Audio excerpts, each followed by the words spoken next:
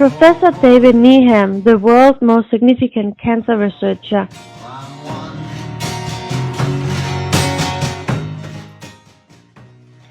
He was invited to Denmark by receiving the Niels Bohr and the Andersen Professorship to proceed with his research on drug delivery. He already developed one cancer medicine, THERMODOX, that successfully treats some types of cancer and is now in the end phase of his new cancer drug.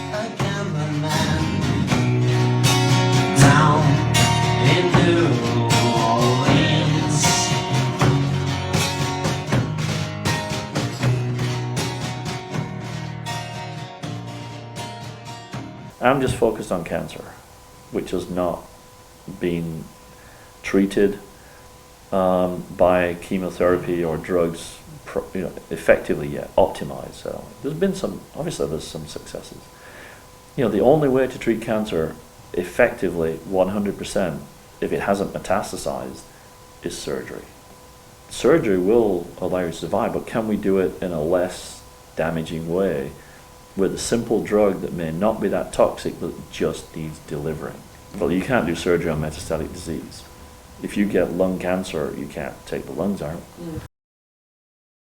Professor David Needham explains his first successful cancer drug, THERMODOX.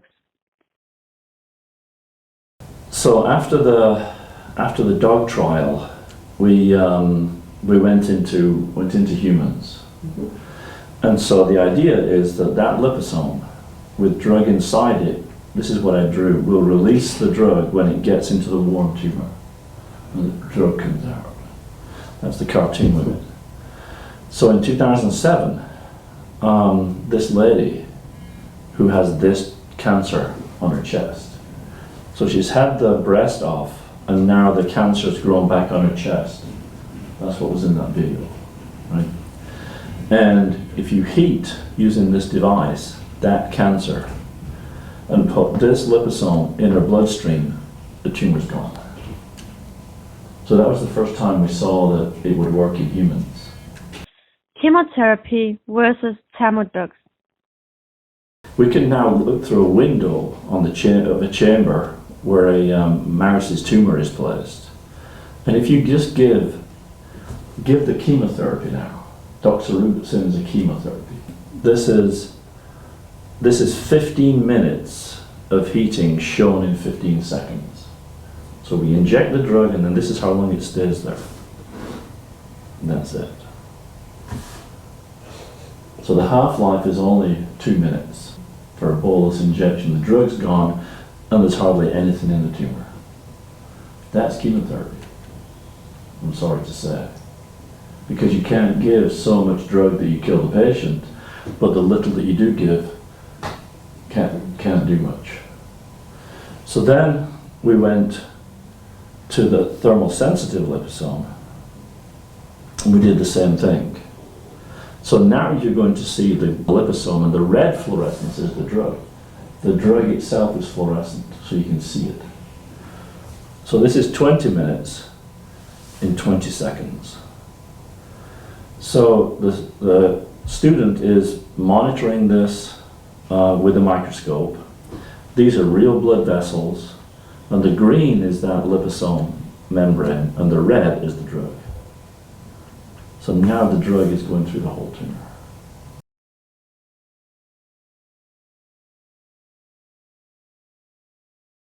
How to treat cancer at organs that cannot be heated and treated with THERMODOX.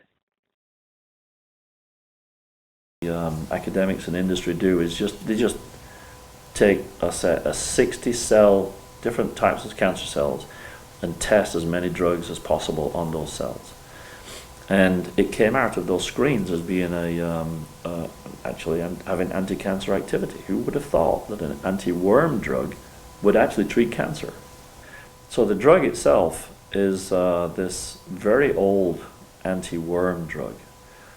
And people could take a gram of this drug. So they could take a gram every day, 1,500 milligrams or almost 2 grams, and it would kill the worm. None of it got in the bloodstream, Side effects may have been gastric side effects, not feeling too well, or diarrhea or something, but it never had a systemic toxicity. So the challenge now is not to reduce the toxicity of the drug, which was the old chemotherapy way, it's to increase the delivery. So when we looked at how to formulate that drug, when he asked me, can you put it in a liposome, put it in something, we tried this technique with the drug. And what it did was, it came out of solution, but it then massively crystallized. You get lots of little fluffy crystals. I can't inject that in the bloodstream. That didn't make nanoparticles. So I had the idea of following nature's design again. What nature did with cholesterol, a very hydrophobic molecule, was make it even more hydrophobic, make it even less water soluble, by adding a hydrocarbon chain to it. That hydrocarbon chain makes it even more insoluble. When we used that compound, it worked. We got the nanoparticles. Just like if you used olive oil. You can make nanoparticles from olive oil. If you put olive oil, if you took a really good vodka and you dissolved olive oil in a very high ethanol concentration, just take 1 ml and squirt it into water, you'll get nanoparticles. David Needham solved the delivery problem by using an endogenous method and tricking the cancer cell by hiding the drug in its food. What do fungus and bacteria eat? Because they duplicate, right? So it tends to be atoms, actually. Nitrogen, oxygen, carbon dioxide, sulfur. They eat atoms, iron, in the wild. But when they infect people, they adapt and may be feeding on things that are in the bloodstream. Now we've got them, because they've adapted. The ones that are growing are surviving in the bloodstream because they're using the body's own food. Same idea. Put the drug in the bacteria's food. Put the drug in the fungus food. Put the drug in the plaque's food. Put the drug in the cancer's food. So once you understand those processes, we could treat cancer, cardiovascular disease, infectious disease. Those are the 3 biggest diseases on the planet.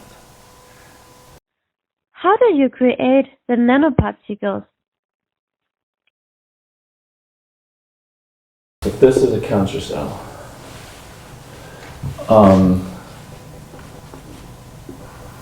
and there's a receptor here for a particle that is called a low density lipoprotein particle.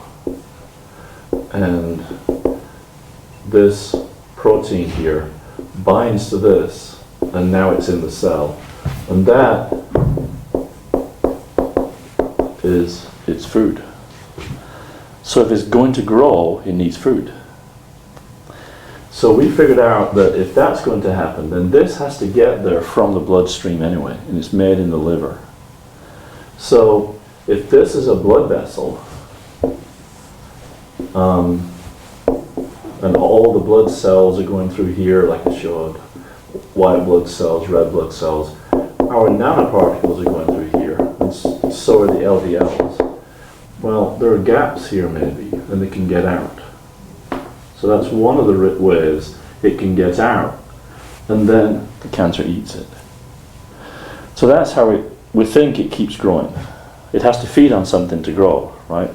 So I said, if it feeds on the LDL, then why don't we make a nanoparticle of drug that looks just like the cancer's food?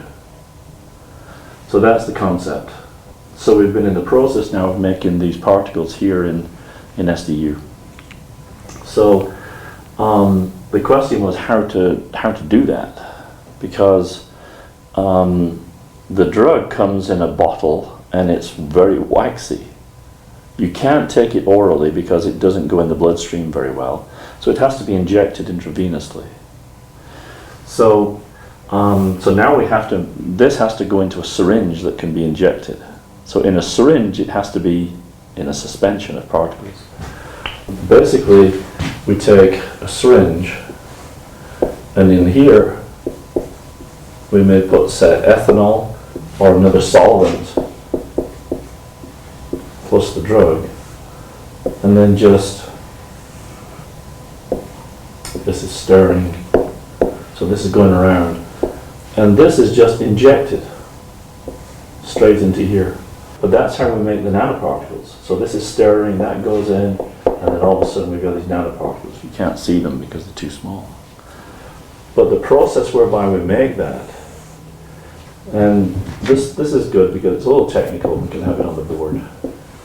If this is the size of the nanoparticle, we talk about whether something will happen depending on whether you have to put energy in to make it happen or you get energy out because it happens naturally. So when this material, this is water, when this material, ethanol, dissolves into the water, it leaves the drug to come out of solution like a precipitate. So the thing that happens is that as the particles are exchanging solvent, and if any of them get together, say you have a few molecules that come together, and then a few more molecules that come together, and a few more molecules that come together, the energy goes up to resist them coming out of solution because they have to have a surface tension against the water. So that is the resistance, and that's called the surface tension.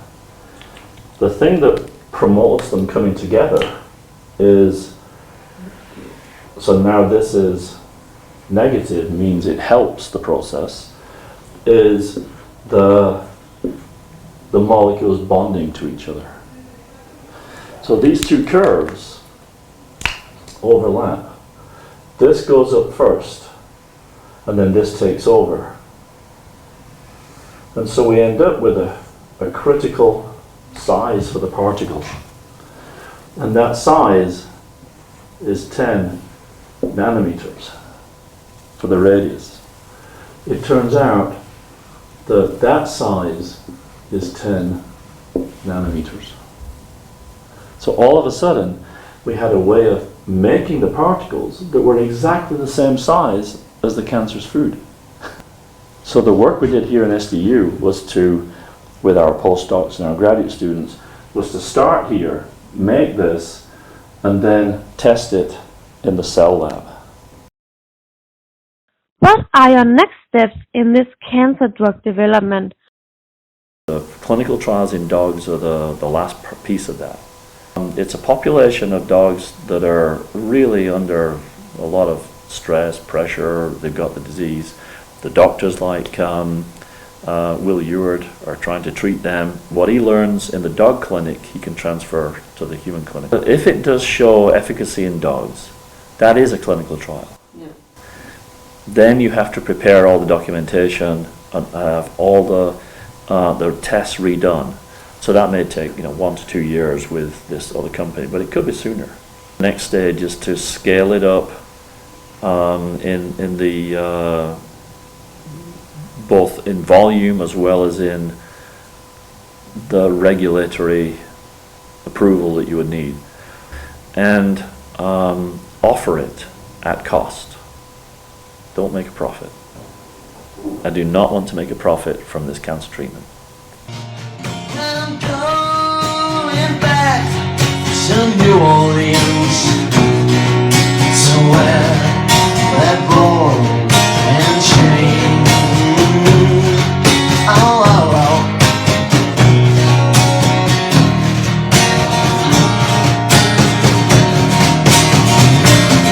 Well, there is a house in New Orleans.